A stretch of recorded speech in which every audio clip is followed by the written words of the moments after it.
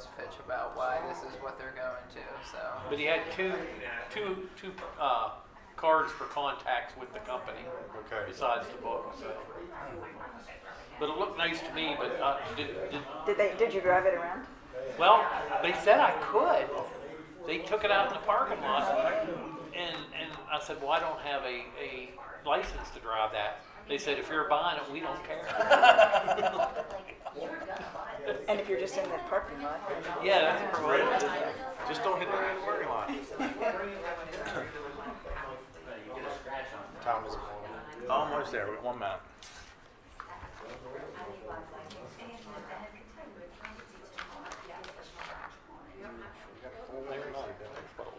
Yeah. Oh my gosh. It might not be too bad. But it's a really nice garbage truck, and then that was You should be able the to. inside. I think you'll be okay. No, like I say, they were asking me all this stuff. I don't know Do anything you know about what class of garbage truck we're trying to get? No. As far as size goes? No, Should ask. Class garbage truck What's that? wanting, like what's Oh, I do not. awesome. okay. Shane- Yeah, she's supposed to play tomorrow night. Shane seemed to think as long as it was a 30 foot, whatever 30 foot is. Oh, You're going to tonight? that's what?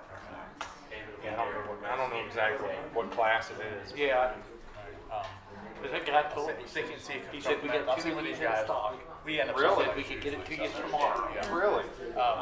He said, I you had- know, we had if long- we we had sell long these chats to last them, night.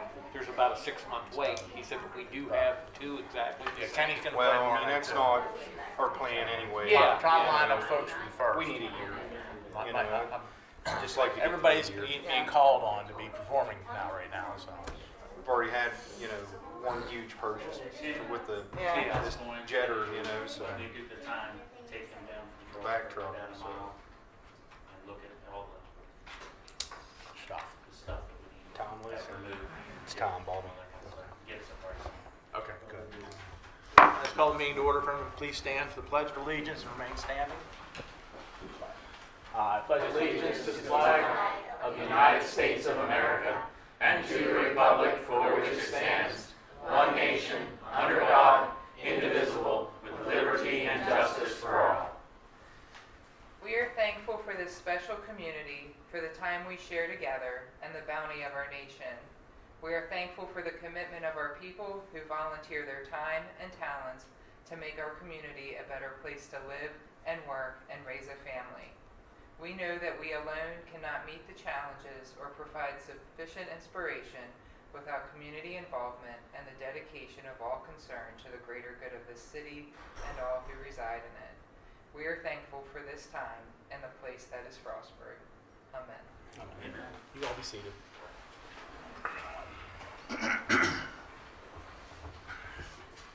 All right, roll call whenever you're ready, Liz. Commissioner Nina Forsythe, Here? Commissioner Kevin Grove, Here. Commissioner Adam Ritchie, Here. Mayor Robert Flanagan, Here. and Commissioner Donnie Carter is absent. All right, we need a motion second to approve the agenda for this evening. I move we approve the agenda. Second? Moved and second, all in favor? Aye. And also approving the minutes from our past meetings. I'll make a motion, we approve the minutes from the past meeting. Second. Moved and second, all in favor? Aye. Moving on to some special presentations. This is really going to be tough for me to do, but Zoe, I want you to come up and take my seat. I want you to read why you want to be mayor. Come on up. Can we wait? Are we going to wait? You're waiting for somebody? The principal should be here. Oh, Okay, okay. we can, we can. Okay. Sit down, Zoe. I'll let you know when it's your turn to be mayor, okay?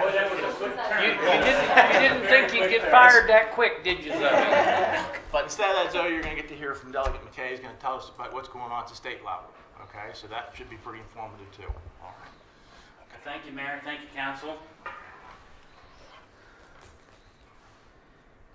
So over the past 12 years that I've been an elected official, 4 as county commissioner and then 2 terms as the House of Delegates, one of the things that was very, very important to me were my towns and municipalities. So as a commissioner, I would try to attend the meetings at least quarterly to hear what the citizens had to say, but more especially to be a resource to you and the council just in case there was something at the county level you needed to help out. We transitioned that during time as a House of Delegates, and I would attend quarterly the towns and municipalities within District 1C. Now, District 1C was part of Washington County and Eastern Allegheny County.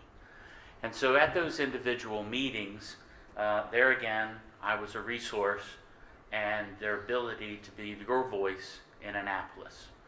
One of the things that I've done for the last 8 years is I've given a 90-day report. Now this 90-day report right here is a review of the legislative session that happened in 2022. This report will say all the budgeted areas that we actually approved. It would also then talk about the different bills. This particular 90-day report was created for the Speaker of the House, Adrian Jones, and it was also created for President of the Senate. Bill Ferguson. I'm sorry? Ferguson. Thank you, Bill Ferguson. I almost forgot it. Bill Ferguson. The Department of Legislative Services each year creates this to be a repository of the actual, say, minutes of the 2022 session. It's also a way that they can then look back upon. My 90-day report that I consisted and created has to do with every single vote that we took in the General Assembly on a third reader. A third reader is the final vote in that particular chamber. If it passes, it then goes to the opposite chamber, House to the Senate, Senate to the House. If it is in the same posture and passes, it then goes to the governor for his or her signature to allow it to be vetoed or just become law without it being signed. I felt that a 90-day report was needed for you, the citizens of Allegheny and Washington County. So that's why we've created that for the last 8 years. And this would have been the report that I would be giving to you if you were in District 1C. So we put every single vote that we ever take in the General Assembly online in real time on Facebook. We then record it as a document on our actually website, mikemckaymd.com. And the reason that we do that is it's important for you to see how your representative votes in Annapolis. You may agree with me, you may disagree with me, but it's important that we have the conversation more in a real time than a year or 2 years, or maybe you hear about a vote or whatever. I firmly believe that transparency is the number one thing that we need to do as a representative. Your all's lives are busy. Being the town council, you've got family, you've got work commitments, you're busy. And so I need to be able to, as a representative of your voice, need to report that back to you. So you can go to mikemckaymd.com and see all of our votes, and you can see how we voted. If you have a question about a particular vote, all right, she's here. Woo. We would appreciate that. So the 90-day report as it's being presented. We've come to the end of our 443rd legislative session in the Maryland General Assembly, and it has been an honor and privilege to represent District 1C, that's Allegheny and Washington County in the Maryland General Assembly. Your emails, letters, phone calls, meeting at the gas station, or even the grocery store has had impact for me. God gave me 2 ears and 1 mouth. So we're here to listen as many times as we can compared to speaking. So that's why I need to hear your feedback. I am a member of the Appropriations Committee. I'm also on the Public Safety Administration, the Committee to End Homelessness, excuse me. And I am the lone minority member of the leadership ranks with Speaker Adrian Jones. I'm co-chairman of the Economic Stability Work Group. And that is a work group that's our goal is to make sure that the middle class doesn't fall into our safety net. Because we're very blessed that we have a safety net, but the more people we can move from our safety net into middle class is the success that we've had. And we know that so many families are one paycheck away from falling into that safety net, and we need to figure out rules and regulations and laws to help those families. So the session began with COVID, and in the Senate, they actually did meet in person, and in the House, we continue to do COVID protocols with Zoom. I will say that Zoom has some benefits, but it also has some limitations. Because we live up here in the mountains, and we sometimes get snow, and we're about 3 hours away from Annapolis, for us to go down on a day, get out of work, take the whole day to go down to testify, we don't necessarily always have that time. So I would like to say that I believe the House of Delegates next year will have some form of hybrid with Zoom, and I do believe that we will be meeting in person, but I believe those who travel from far distances will be able to use Zoom to have their voices heard. Please, the best thing is for you to come down and meet these other legislators one-on-one. Shake their hand, look in their eye, and tell them why it's so important for the particular topic that you're advocating for. When you're playing Hollywood Squares, House of Delegates style, and it's just not as impactful as you coming and shaking that hand and saying, thanks for listening to me. So I am proud that we did pass a $61 billion budget with no fees or taxes increased. During this session, we had record funding for Kerwin, which is the blueprint for education. We had $800 million in capital projects. Also glad to say that we put $2.6 billion in the Maryland Rainy Day Fund and left $211 million in our cash balance. So one of the best things that happened during the General Assembly is we did pass $350 million worth of tax relief. A lot of our retirees felt that they had to move away to Pennsylvania or Florida, but now the General Assembly has made a tax credit for people single up to $100,000 worth of retirement, or for a family of two, or a spouse and a person and their spouse, $150,000. So there was a variety of things that had happened. There was $9 million of an implement of climate solutions initiatives, $10 million for an implementation of a paid family leave program, and there was a variety of issues that were discussed down there, including abortion. During the session, I had a couple bills that did pass. While it's not a basketball game, it's not how many points that you score, a lot of times you try to discourage bad bills that may not be good for rural Maryland. And so you don't get to score a point for that.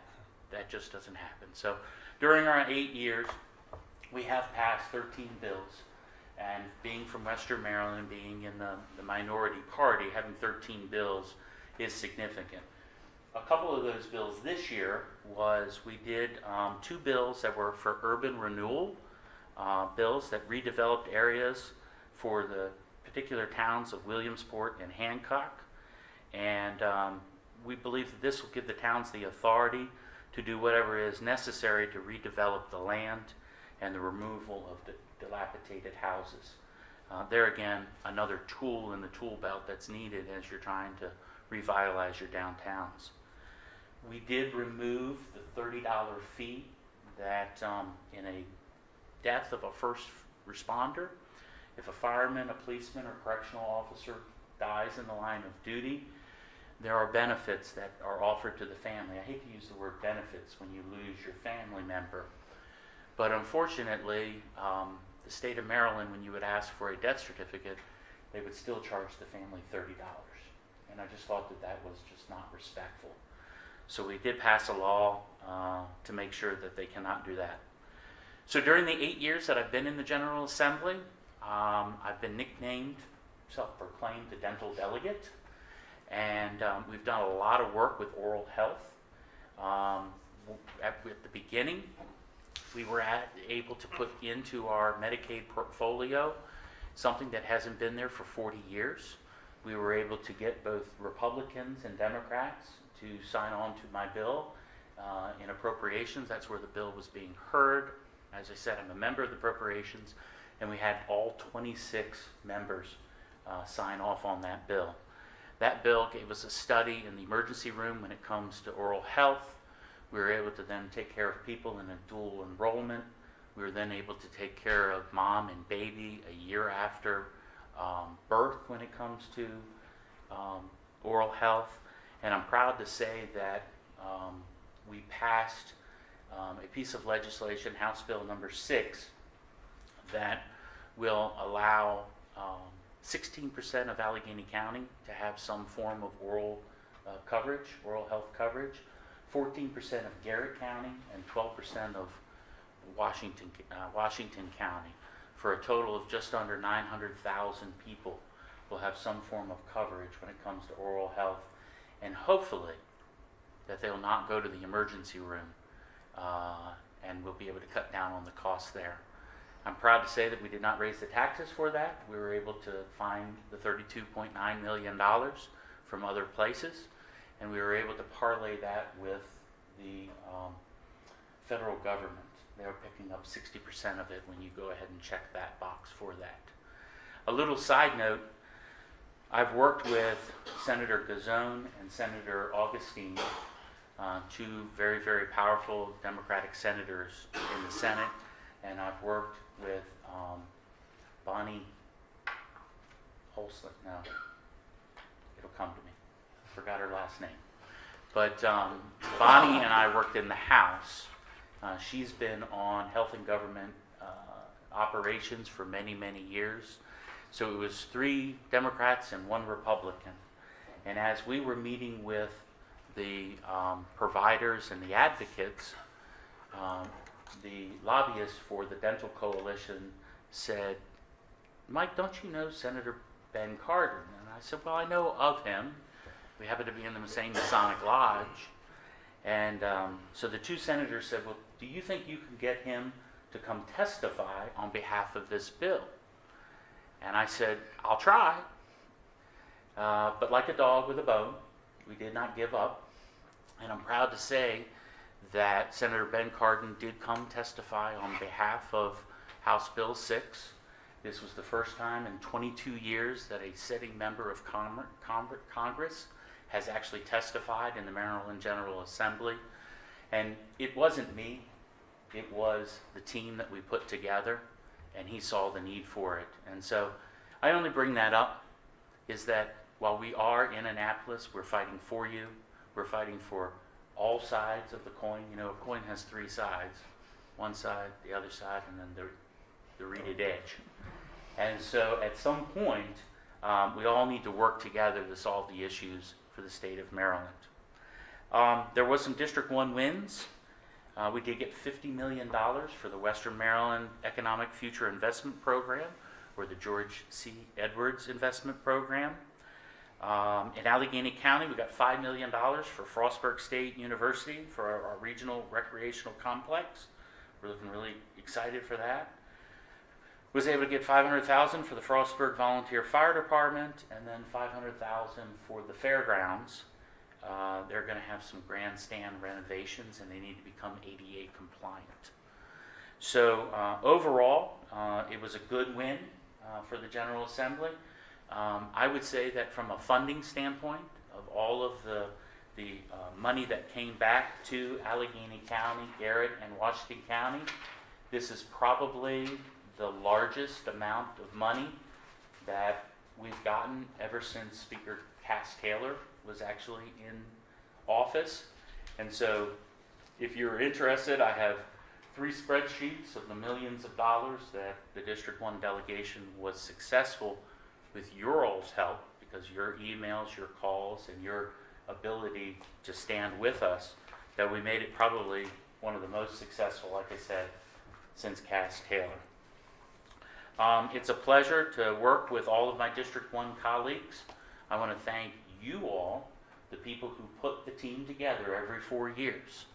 And it's very important. You guys just went through an election, and your new terms, the people of Frostburg are excited to have you guys there and are looking forward to seeing you guys work together and try to solve the issues.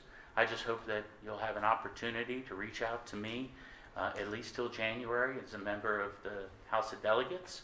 And I just want to thank you very much for this opportunity. If anybody would like to have a copy of our 90-day report, please give me a call. My cell phone number is 301-697-2622. And so I'd be remiss to tell you that it has been an honor and a privilege to serve with George Edwards, who spent 40 years in the Maryland General Assembly, Wendell Beitzel, who spent 16 years in the Maryland General Assembly. That is 56 years of networking, relationship building. And we're going to have an election coming up here very shortly. And we have some great candidates, both on the Republican and the Democratic side. And I think it's important that we all need to realize that relationship building just doesn't happen overnight. So while I do not have a 56 years relationships or 56 experience in the General Assembly, I do have 8 years and a 56-inch waist. So I'll be glad to answer any questions that you may have after the meeting. Thank you. This is something that we would do if I was fortunate enough to be the senator. You would see me at least twice a year, if not 3 times a year. One at the beginning before we go to session, and then giving a wrap up after that. So thank you very much. Appreciate your time. Appreciate it. All right, Zoe, you take all that in? We give you a quiz. Do you know what Mike said? You got all that? Come on up here.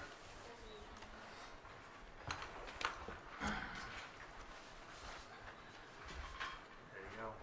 Ms. Mayor, you can give your report. If I were mayor, I would do everything in my power to support my amazing town's beauty and soul. My slogan for Frostburg would be Marvelous Mountainous Home. That sounds right for Frostburg because it's marvelous to me. It's definitely mountainous, and it's home to so many amazing people. We always have lots of parades and activities. There's something called Cocoa with Popo, which is when the police take tourists into the jail cells for pictures and then drink hot cocoa with them. We have a super cool bike trail called the Great Allegheny Passage. It's really fun. We can get all kinds of exercise while seeing really cool sights like the tunnels and the flower field with all the animals. Also, the police department is close to Beall Elementary, so we always feel safe in our school. I never go to bed scared that I won't be protected by all of our firefighters and police officers. A few things I would do to get more visitors would be to support funding our parks and support and advertise our city's favorite local businesses like Lorenzo's Bakery, or the best donuts ever. Main Street Books, where you can get all types of books, like the Ladybug Boutique, which is where the perfect place for tourists looking for something to take home. And my favorite place to shop, the General Art Store. Another thing I would do is to start a Girls Can Code summer camp, where girls who are interested in computer science can learn how to program. If you're an outdoorsy person, you will love all the hiking trails and state parks around Frostburg. I love beautiful, marvelous, and mountainous Frostburg.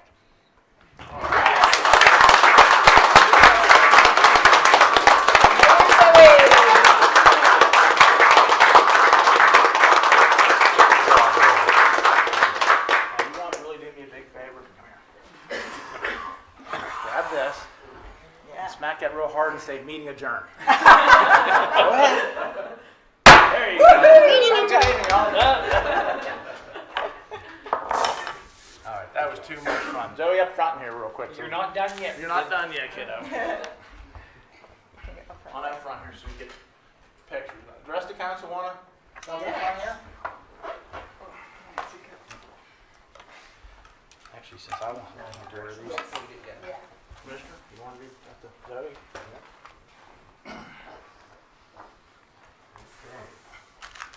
Certificate of recognition. Whereas the Maryland Municipal League sponsors the If I Were Mayor essay contest and invites all 4th grade students in Maryland to participate. And whereas with support of Principal Misty Dwight Dodson, Beall Elementary students participated in the essay contest, and whereas a student from Dr. McGann's 4th grade class was selected by the Maryland Municipal League as an essay contest winner for Allegheny and Garrett counties. Let it hereby be known, the Mayor and Council of the City of Frostburg are proud if I were Mayor contest winner Zoe Litton, and sincerely congratulate her on her well-deserved recognition for being selected as If I Were Mayor contest winner, an essay that demonstrates her civic pride. Congratulations. Too much stuff. Over here, good Captain. Gotta learn how to shake hands if you're gonna be Yeah. there. Always have a table or something, or someone beside you handshake you, because a lot of times you get a lot of goodies. So you know you get a lot of goodies. This is a Frostburg flag, okay, that you can hang on your front porch. All right. So if you anyone on your block, I'm sure they'll have one of those. And this is our official pendant when we're all dressed up and we have to go to meetings outside of town or like that. So you are now part of the alum. All right. So congratulations, though. You did a great job. All right, huh? Anybody want to get in quickly with us?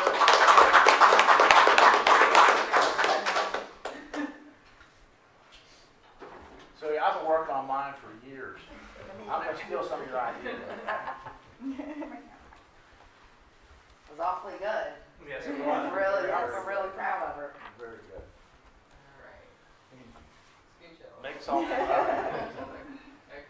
1, 2, 3. Very good. Thank you. Great. Thank y'all. Good job, Zoe.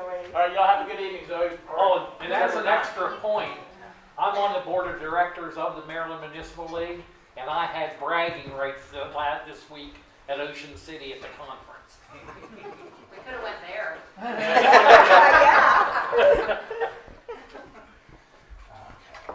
And the participation in that contest helps the city become eligible to be recognized as a banner city at the Maryland Municipal League. So thank you for your participation. And we'll see you again next year. We will do our best. We did last year, we had a semifinalist. That's right. And then this year was our very first finalist ever. So we've got a reputation to uphold. Awesome. But we did have a really great turnout of students who participated, thanks to Chief Costello and Yeah. several of the other officers in Frostburg City Police. We have a great relationship with them, and the students really respect the police officers and wanted to make Chief Costello proud. So I was really happy to see so many students submit entries, and most of all, very proud of Zoe's written language, but also her oral language. Yeah, yeah. Great. And there were, what, 3,000 some entries? I feel like it was like 2,200. 2,200. Yeah. Was the number. It's getting back to the pre-COVID numbers, Yeah. so we're getting there. Well, that's great, yeah, out of that many entries. You all can stay. You all can leave if you want, whatever's comfortable. Zoe, I think she said something about ice cream. I'm pretty sure that's what she whispered in my ear when she was gabbling. I appreciate you all waiting. The struggle was real tonight. I had to ride my bike to my parents' house to get a car. I'll go into any other detail, but all this was on a bike. That's dedication. Zoe, have a good summer. See y'all. Take care. Yeah, thank you. You're welcome. Mayor and Commissioners reports. Need a motion second to approve. I make a motion, we approve the monthly reports of the city departments. Second? Moving second, all in favor? Aye. All right. Public hearings. It's all you. You be the man. Hi, my name's Hayden Lindsay. I'll give a brief update on all of the city's CSO combined sewer overflow projects. We currently have 2 that are under construction, Phase 9B and Phase 9C. They're both moving along well. Phase 9B should wrap up here by the end of summer. There will be a few small cosmetic things that get wrapped up in the fall. Phase 9C will go throughout this summer, go into winter shutdown in November, and then finish next spring and summer. We have one project currently being designed, that's Phase 10A down by Mountain Ridge High School, and I would be happy to answer any questions about any of those projects. Any other questions? All right. Hey, thank you. Thank you. see. Okay. All right, I guess we're on a new business. Okay. The first item I have for you tonight, Mayor, is the introduction of Ordinance 2022-06. LJ reviewed this with you in your work session last week. There's some inadequacies in the current version of the city code that were not intentional, and this ordinance seeks to clean it up and make the code read what we always have enforced here in the city in recent history. But it adopts the International Property Maintenance Code. It deletes a few sections from the International Property Maintenance Code where we have our own code provisions. And then there's some blanks that you have to fill in the International Property Maintenance Code as well, and it takes care of filling in those blanks. But this mainly is just the basic code provisions that are related to high grass, untagged vehicles or broken down vehicles on private property, rodent harborage. We have a provision in the city to not allow indoor furniture outdoors, and if you cannot have refrigerators on your front porch either. So this cleans up the codification of all of that. If there's any questions, I'd be happy to answer them. Otherwise, I would ask for a motion and a second to approve on first reading and set the July 21st council meeting as an advertised public hearing. I move that we approve ordinance 2022-06. Second. Moved and seconded. Any public comment? Hearing none, all in favor? Aye. Thank you, Mayor. The next item is the acquisition of 2 properties. This project was discussed in your work session last week as well. The city has identified 28 and 30 West Mechanic Streets as properties that are in close proximity to this building, City Place, churches, and downtown businesses. And these properties, we were made aware that the property owner was looking to sell them. We were able to successfully negotiate with the property owner based on appraisals that the city had done for an amount of $297,500 for both properties. The vision for this, it's right on the other side of the Armstrong Insurance Building here. The vision would be that those 2 houses would be raised, a new modern city parking lot would be constructed. In addition, we discussed at your work session that 32 West Mechanic Street could also be part of the equation, but it's not necessary to have a successful project completed. So I'm currently in the negotiation appraisal period with 32 West Mechanic Street. But 28 and 30 West Mechanic Streets, those 2 lots are larger in size width-wise than the current parking lot that's a little further up the hill, that I think the city would either sell or trade as part of the other transaction. But that parking lot isn't really ideal because it is so narrow and the angle in parking doesn't fit cars very well. So this is an opportunity to have a modern parking lot that our visitors and residents in the downtown area would like to use. So if there's any questions, I'd be pleased to answer them. Otherwise, I'd ask for a motion and a second to approve the purchase of 28 and 30 West Mechanic Street. Liz, do you want to weigh in on how many spots that's going to accommodate? I forget the numbers, so can Hayden. I get Hayden to do Yeah, that? absolutely. So if all 3 properties were purchased and we just made it as bare bones parking lot as possible, nothing nice looking, just a flat black parking lot, maximizing spaces, we'd get about 68. Adding in some green space, some rain catch type facilities, and making it look a little nicer, we'd be in the neighborhood of 45 to 54. So anything, which is a lot more than we had now. But I'd be happy to elaborate if anyone has any questions. Thanks. Be a huge benefit. Yeah, sure would. I'll make a motion to approve resolution 2022-19. Second. Moving to second. Any public comment?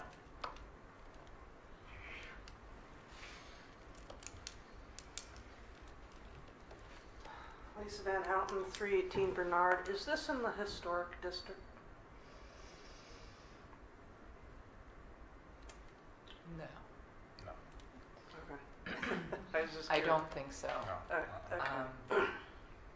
And do you need the historic commission to approve it? Technically, if once the city owns the properties, no. But the city, in the past, when we have demolished properties, we present the information to the Historic District Commission. Okay. So the two properties in question are fair to average condition and don't have contributing elements to the historic district. Okay. All right. So when you own La Petite for $1, get out and sold it, you could have done essentially the same thing. We could have, except our own zoning ordinance specifically says that parking lots should not be constructed on Main Street. Okay. Thank you. Anyone else? All in favor? Aye.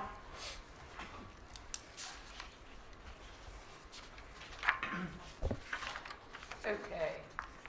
Next up, Mayor, is acquisition of 4 vehicles through the Enterprise Fleet Master Lease Agreement. This year we were set to order 2 F-150s, one for the street department, one for the water department, and then a 3/4 ton F-250 for the Parks and Rec department. However, the Dodge half-ton truck that was on order from last year, they have not fulfilled that order, and so we have no reason to expect they're going to fulfill that order since it's been like 10 months. So that puts us in the need for 2 half-ton trucks in the street department. So in 2020, you approved the Enterprise Fleet Lease Program, and we've been purchasing vehicles in a programmatic way since then. So these are the next ones to be replaced. Fortunately, we're finally getting into the time when some of our vehicles being replaced have some value. Actually, I mean, when some off the state. So we're maybe We're taking after- bids, Mike. When are you jump in? After this year, we might be in pretty good shape, but we're definitely seeing reduced maintenance costs as years go on. So if there's any questions, I'd be happy to answer. Otherwise, I'd ask for a motion in a second to approve Resolution 2022-20.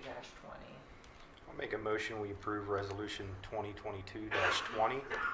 Second? Moving to second. Any public comment? Going once, going twice, going 3 times, Mike. Could be yours. All in favor, say aye. Aye. Aye.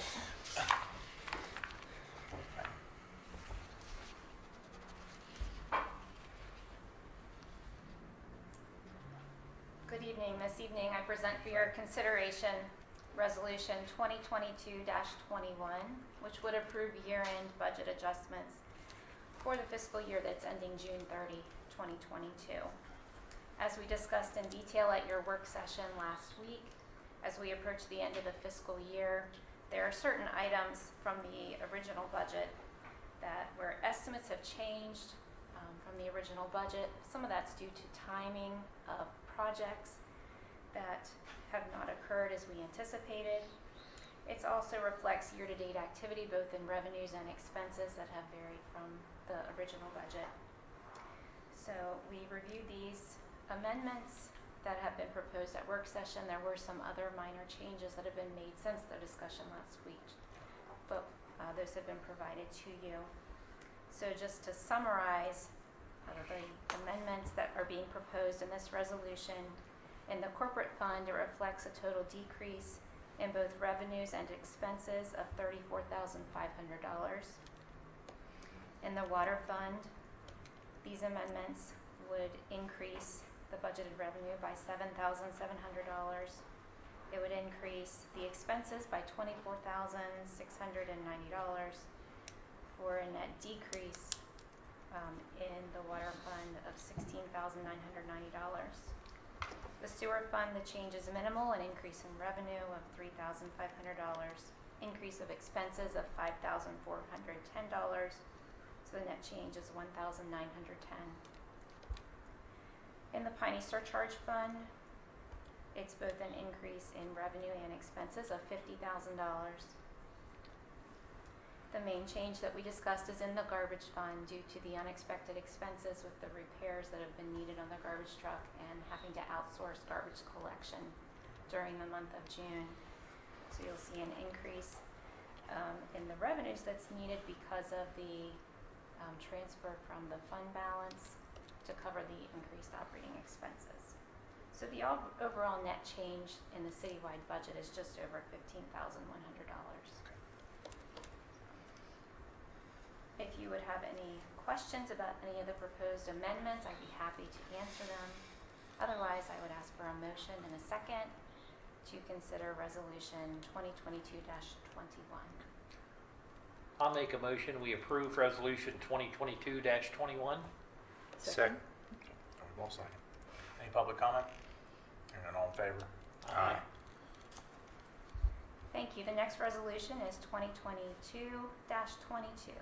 This resolution would approve an employee retirement contribution program of up to 1% city match for the optional 457 plan.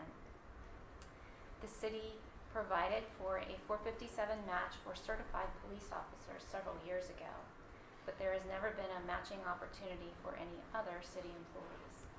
And during the budget process, it was built into the budget to offer this 1% match for employees who would also contribute at least 1% of their base salary.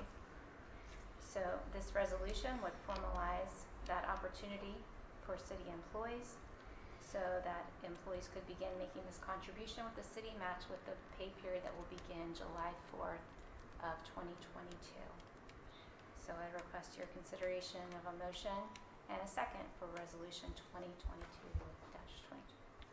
Make a motion, we approve Resolution 2022-22. Second. Moving second, any public comment? Hearing none, all in favor? Aye. And the last resolution that I will be presenting this evening is Resolution 2022-23. And this resolution impacts the benefits offered to full-time city employees. Historically, the city has not been able to offer dental or vision insurance to city employees, and in lieu of that, a provision was made to offer reimbursement up to $250 per person per year for their out-of-pocket vision and dental expenses. So this year, the city is pleased to offer a dental and vision insurance options to the employees. Therefore, this resolution would discontinue the $250 reimbursement for out-of-pocket expenses. And in place of that, we would offer a dental PPO insurance plan to full-time employees, where the city would contribute 65% of the premium, and employees would be responsible for the 35% of the premium through payroll deduction. And also, the city would offer vision insurance. For the vision insurance, the employees would be responsible for 100% of the cost. And beginning in August, the city would like to provide a stipend, which would be a taxable benefit to employees who document that they are covered with dental and health insurance elsewhere rather than being on the city's plan.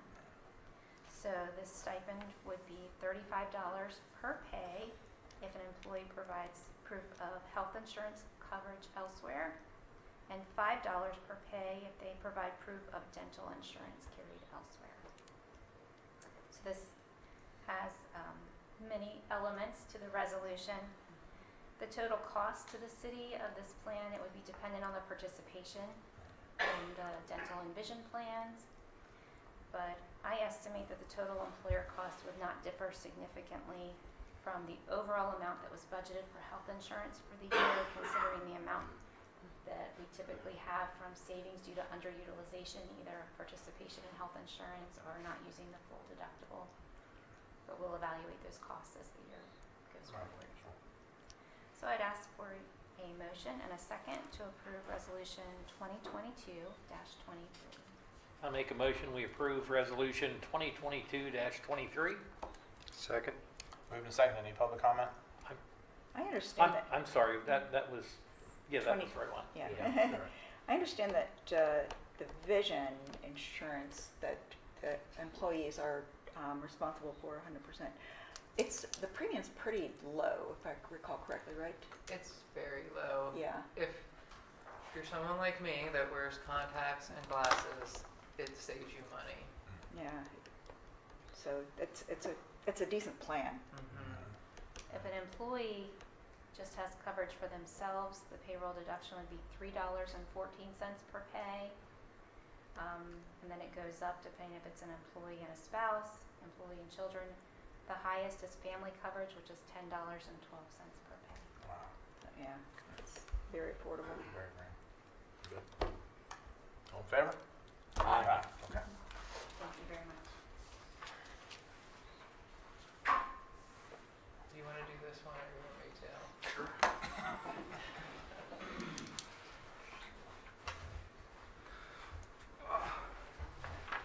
So for your consideration for resolution 2022-24 would be the purchase of a Kubota four-wheel drive tractor and front loader with a quick attach bucket, pretty standard equipment for the Parks and Rec department, and then a Bobcat E42 R2 series compact excavator for use by street, water, and Parks and Rec. That's a 9,000 pound machine, 45 horsepower in that range. The tractor with the bucket is basically just a larger machine for the Parks and Rec department so that they can be more well equipped to take care of the parks. The mini excavator would just be used between all three departments to basically increase our efficiency and our capabilities within city staffing. It keeps us from having to outsource certain repairs and excavation work and upgrades and things like that. I would be happy to elaborate on any of the equipment or any of the needs for it, but I would ask for a motion and a second of resolution 2022-24. I move we approve resolution 2022-24. Second. Moved and seconded. Any public comment? Quick question. Do I have to go up there? Snow removal, okay, is also in this package kind of thing. Okay, Yeah. so when we get 10-foot pile of snow, you can throw it on the back of a dump truck. Yeah, pretty much any equipment we get here, it serves all Dual purposes.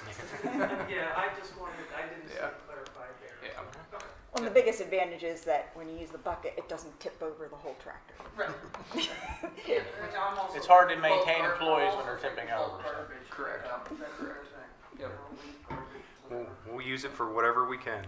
Okay. All in favor? Aye. No more non-tippy tractors, Yeah. non-tippy buckets.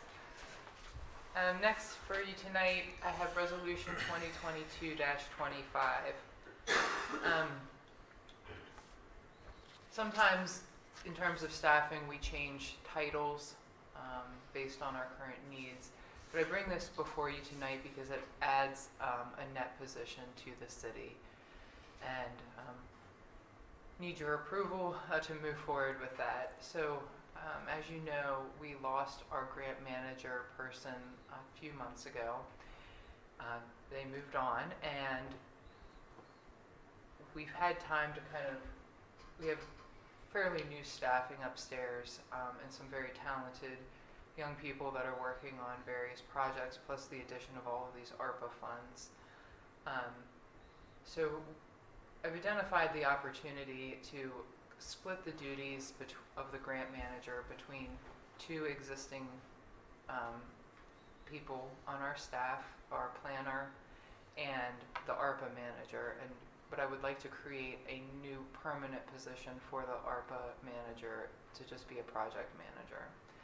This person would help with the administration of several projects that I administer now, or don't have a person to put those responsibilities on. A good example would be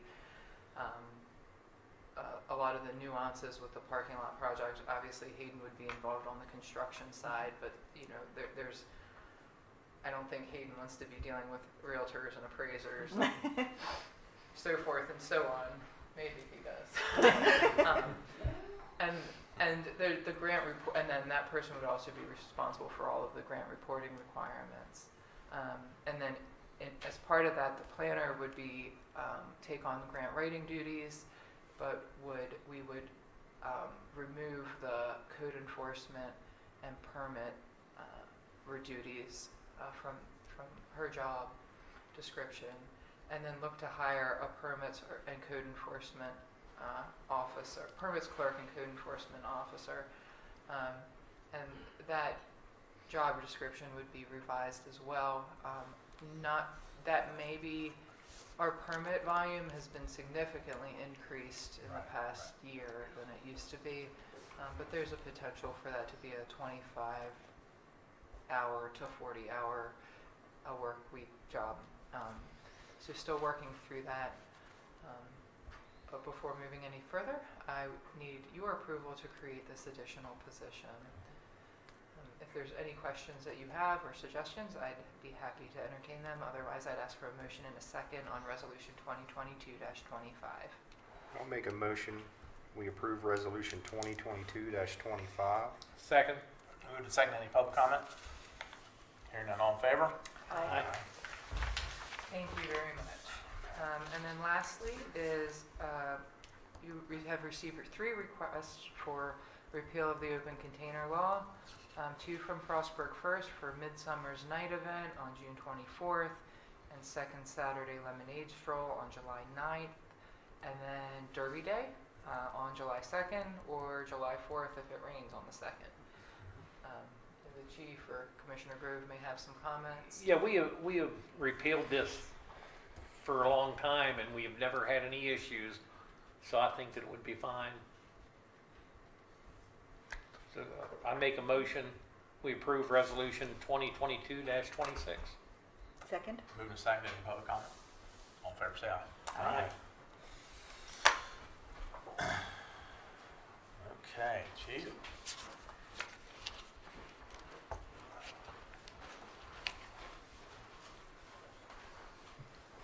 If I was police chief, it's going to be Zoe's next story. Oh, yes.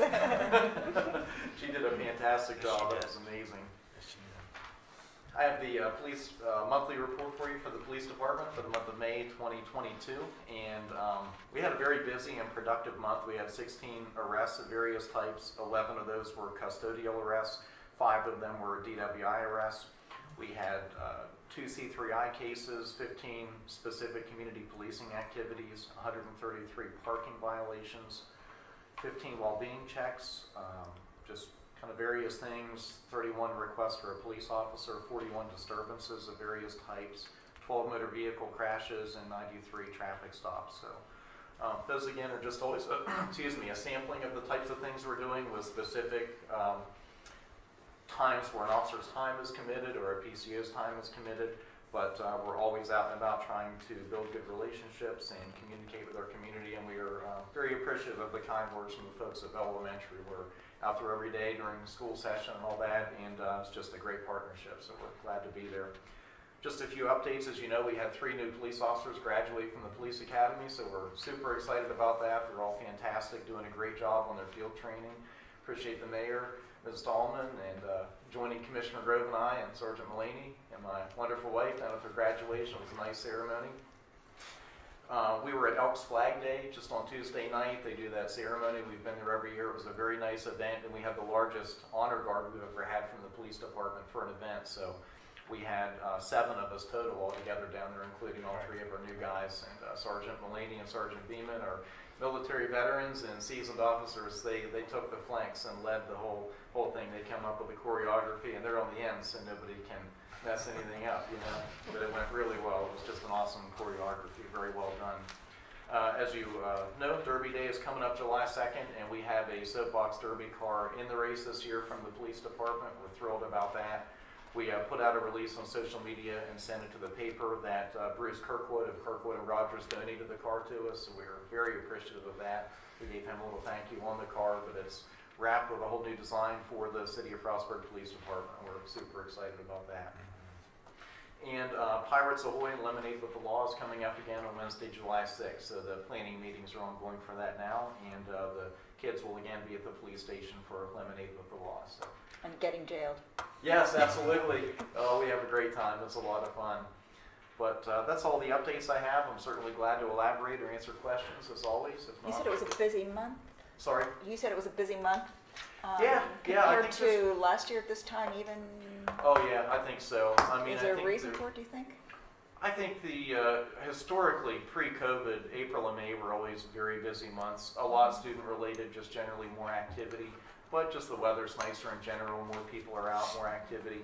I know in May we had a lot of, for example, a lot of parking issues between two businesses, and there were a lot of problems there we would get calls about and have to address them. That's where some of the parking things came from.